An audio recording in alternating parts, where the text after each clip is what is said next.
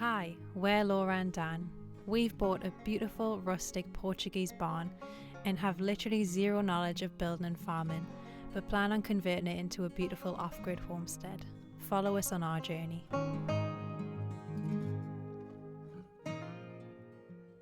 Good morning from a very frosty and cold UK.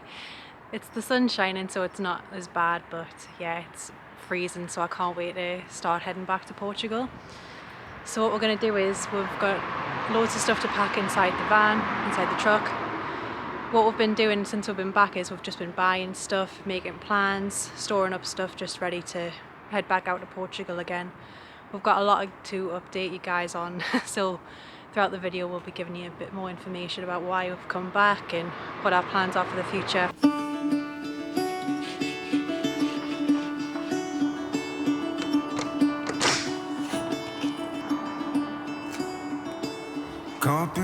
This is everything that we've got in the truck. As you can see, we're bringing everything but the kitchen sink. The van is completely rammed. Everything in here is completely rammed. The truck is full everywhere. Even this side is completely rammed. So with the truck now all sorted, I'm going to go and get Laura and see if she's ready, because she takes a long time. Laura, are you ready? I'm ready. Are you all ready to rock? I'm excited. Are you nervous and excited at the same time? Yeah, it's going to be anxiety provoking being back on the road again. I'm looking forward to it. Let's go. We then said our goodbyes to Dan's mum, who'd kindly let us stay at her house. So we now just said our goodbyes and we're heading off in the truck now. We're going to head down to the ferry. We've got a very long drive. It's a really cold one in the UK today. As you can see, we've got our hats on. We've got our little woolly hats on. We've lost our tans. Yeah, we've lost our tans. Whiteys. And I've started to grow a Santa beard for Santa. So, for Christmas, sorry. And for Santa. For Christmas. So I'm going to see how long I can get that. By the time it gets to Christmas, I might be right down here eventually. Mm-hmm. See if I'm man enough for that. But anyway, yeah, the van, as you can see, it's completely rammed. Every single nut and cranny in the van is rammed. Boxes all the way through. But that's how we do it. We try and make the most of the trip, don't we? To try and get as much back as we can to add to the homestead. Yeah. So anyway, we've got a long drive now. It's really cold in the UK, so we're going to set off now. First stumbling block. Laura's lost the keys already. Why are you blaming me?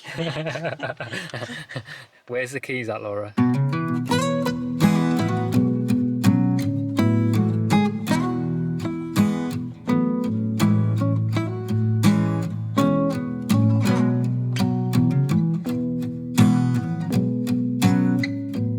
We've been driving for about 2 hours now and the snow's melted, so it's definitely getting warmer as we head further south. So fingers crossed the weather's quite warm in Portugal this time of year. I feel like we're two little birds migrating south for the winter. Ooh, I know you tried so hard. Ooh, how much longer will you suffer in this life?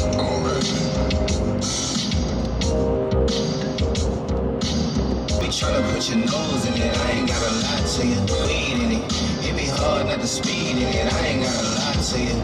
Talk with a lot of emphasis, like me.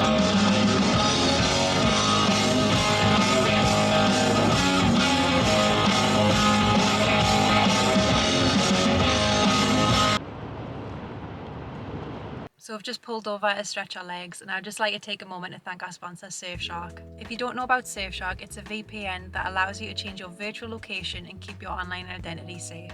Whilst travelling, Dan and I have had to use a lot of public Wi-Fi hotspots, and using Surfshark gives that extra layer of protection and peace of mind, knowing that our data is encrypted and safe, and so that online hackers and identity thieves can't see your data. It gives you that peace of mind knowing that you can browse securely no matter where you are. One feature that we absolutely love about Surfshark is that you can change your virtual location and get access to different Netflix catalogs that you wouldn't normally have access to. So with a click of a button, I can change my virtual location from the UK to Canada and see the whole Canadian Netflix catalogue, which includes a lot of things that you don't normally see in the UK. Get Surfshark today by clicking the link in the description, type in the promo code ORIGIN to get a massive 85% off and 3 months for free. There's even a 30-day money-back guarantee, so you've got nothing to lose. And a huge thank you to Surfshark for sponsoring this video and supporting us in the content that we make. Caught behind Venetian blinds, out of reach for the city lights. This ain't where I belong. Hey, look at me, man, what I've become. I've been running east, looking for a sunset, digging deep since '99. We're just in the queue waiting for the ferry now. The nerve-wracking bit's over, so we're just waiting to get on now, and that's the part where we can actually relax and just go to our cabin and chill out. Yeah, How are you feeling? It's been a long drive, and I'm looking forward to getting on that bed and falling asleep. Yeah, it's been intense and stressful today, but we're finally here and we're just ready to get across to Portugal now. Hi, are you alright? Thank you. Yes, okay, Thank you.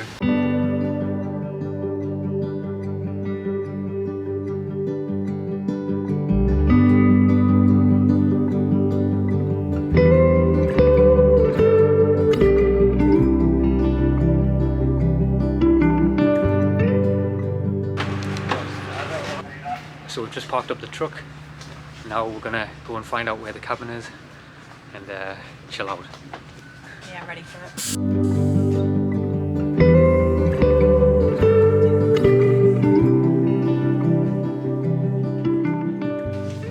So just trying to find our room now. I can't wait to lie down. Number 9. Where were 934.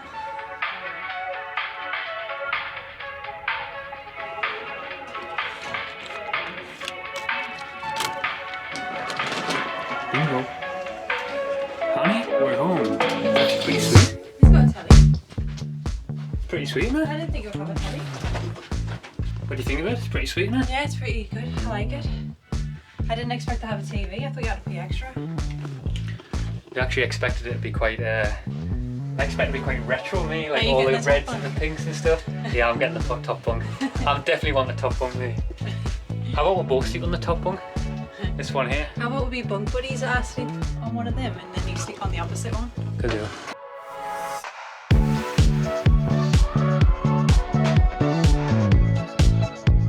How are you liking your bunk bed, Laura? I love it. You know what I'm chuffed about? I'm chuffed we got a TV because they said they charge you more for a TV, so I went no TV, we'll rough it, and then they'll give us one anyway, so. What, are you going to watch EastEnders? Yeah. Laura, I don't think I'll be able to cope with you having this amount of distance from you. No, I'll enjoy it very much. Laura will. At least I'll not hear you snoring anyway. Well, saying that, I will hear you snoring from here. Might have to double bunk up.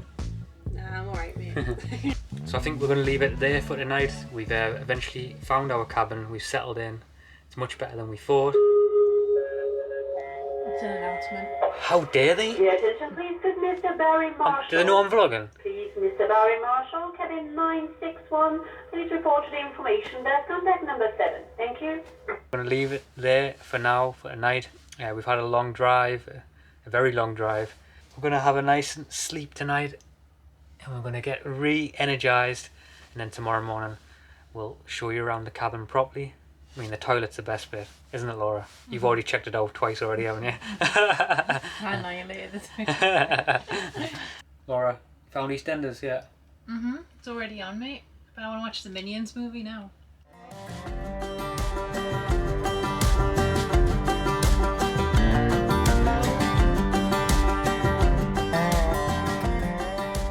So how did you find your first night, Laura? It was good. I think after not booking a cabin last time and roughing it and sleeping on the deck, I think you just appreciate having a bed more and being warm and having a dark room, which is everything I just appreciate so much. So it just feels like we're living the absolute life of luxury.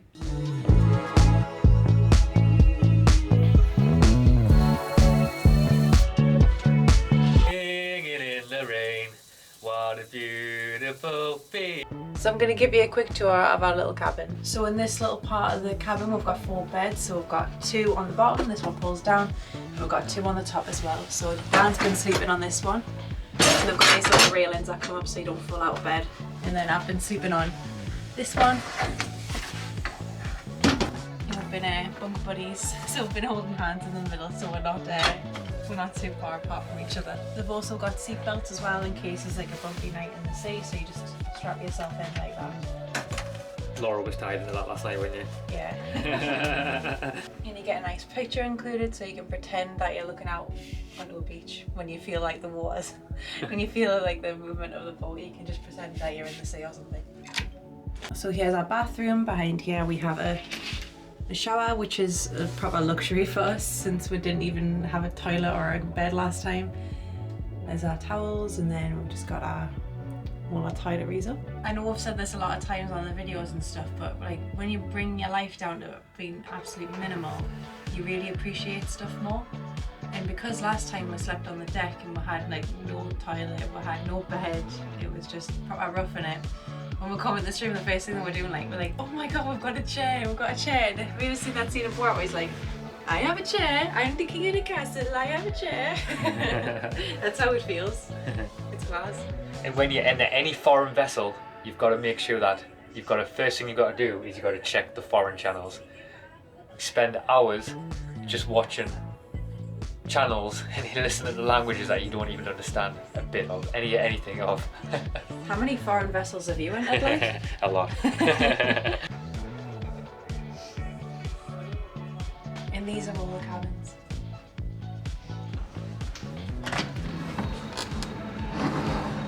And this is the outer deck of the ship.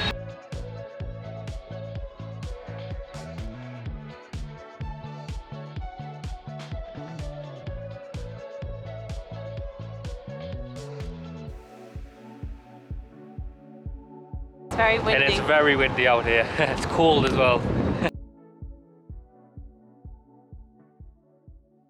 And when we were last roughing it on the ship, when we last travelled over to Portugal, this is the place where we slept. It wasn't a very nice sleep, was it? No, it was horrible. Laura got seasick as well, so it wasn't a good place. So we were trying to rough it, but this time we decided to get a room this time so we can have a better night's sleep. Vouloir libérer votre cabine et de laisser la porte ouverte. Ladies and gentlemen, we will be arriving in Santander in 30 minutes.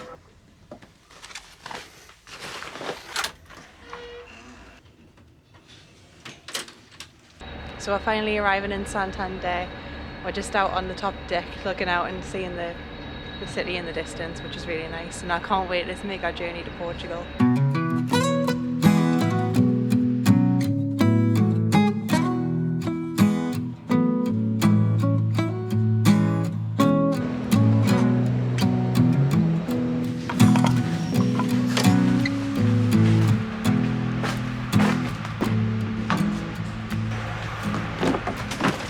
We're back in our truck now. It took us a little while to find it. The decks are pretty confusing on the ship. We can't wait to get back now to speak our native language. I can't wait to be like, hola, boa tarde. Tudo bem? Sim, estou muito bem, obrigado. But we're going to start our long drive towards central Portugal. So we're nervous, excited. We don't know what the land's going to be like, but we're ready to go.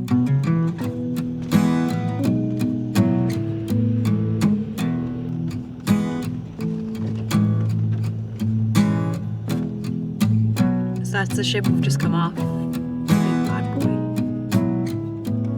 We're finally through border control. That was a little bit stressful. I've got more stuff on my knee now because we wanted to open up the back to have a look in the truck. And obviously it's jammed full of stuff and like we had to pull something out and then it couldn't go back in. So I'm a little bit cramped in the front seat, but I'm just glad to be on the road heading towards Portugal. Yeah, we got through just safely on time. I mean, I only hit one police officer with the back of the vehicle, but that's a story for another day. They pulled us over to get checked, and then the guy was saying to pull into the lane on the left, But to do that, Dan had to reverse backwards because we're right behind a van who was getting checked. So then the guy's going reverse back. So Dan reverses back and the mate's standing behind the truck. So he gets bumped with the truck. So I basically hit a police officer with the back of the vehicle. But we're just leaving the port now. So, and we're on our way to central Portugal. So very exciting. So it says we're going to be getting there for 2 o'clock. So hopefully we'll have a couple of hours of sunlight before the sun sets when we get there, just to check out what the van's like and everything.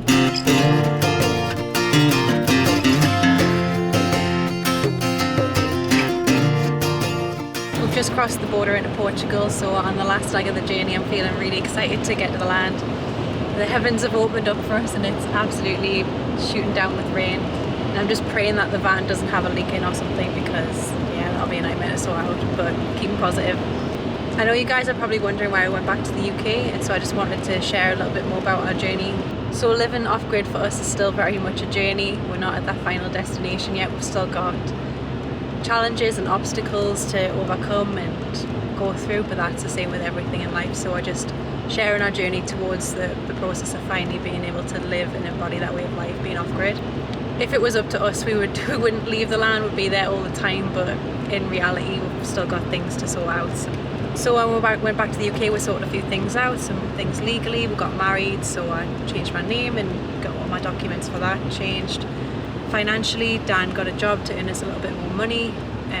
We sorted out some personal things. We also bought a truck, which that's a story in itself.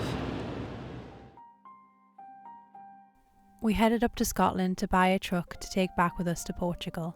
We've just bought a truck. And unfortunately, it's had a few problems, hasn't it? Mm-hmm, to say the least. To say the least, yeah. And I think that's just one of, especially with off-grid living, that things always go wrong, and you just have to kind of find a way and get over it. And you want to kind of share, you know, the good bits, but also the bad bits as well. Hopefully more good bits. Mm-hmm. But we found out that it's not even roadworthy. And I know we're laughing and smiling now, but we had a few days where we were, a few weeks, let's say, where we were crying because we lost a lot of our savings and a lot of our money. We'd looked at the MOT certificates for it. We knew what common issues were with these types of trucks. Unbeknownst to us, it actually has never really seen an MOT garage. It's just a dodgy MOT it's had put on it. We are doing things on a budget, you know, we are like slowly working our way there at the off-grid journey. I'd jump back into a job to make some money to buy the truck. We're the kind of people that just get on with things, and I know that we'll make it work no matter what. That truck was an ordeal, but thankfully we ended up sorting out this truck, which is just more sound and just an all-round better truck, so we're very chuffed with that.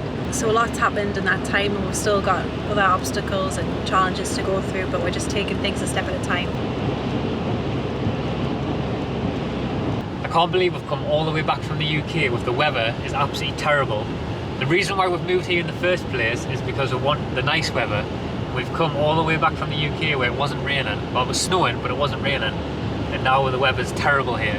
What is Portugal doing? Hopefully we can bring some sun.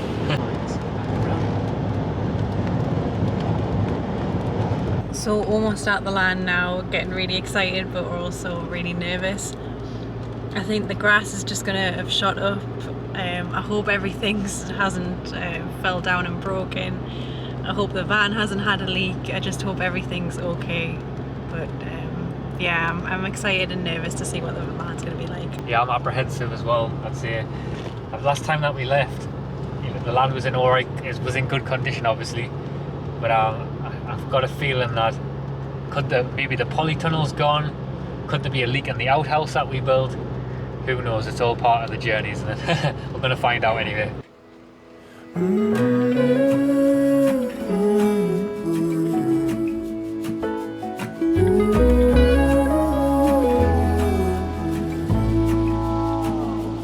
I burned out like a wandering ember.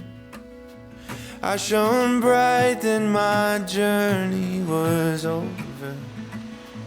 What I sought when I ran was back where I began. No matter the rain, no matter the storm, I'm coming home. I'm coming home. Leave open the gate. So we've just pulled up at the gate. I'm feeling very apprehensive and really excited. Everything looks so green and nice. I can see that the grass isn't too long as well, which is a big bonus, and everything just looks so beautiful. We can hear the little stream it's running, I can hear the birds, I can just smell all of the smells. Oh, I got really emotional when we were driving down the driveway there, but yeah, I'm really grateful to be back. I'm glad we're here now, and I can just see the polytunnel just in the distance, and I'm looking, I'm thinking like, look, is it ripped, is it not? So I'm interested now to go and find out anyway. Off the light, I'm coming home.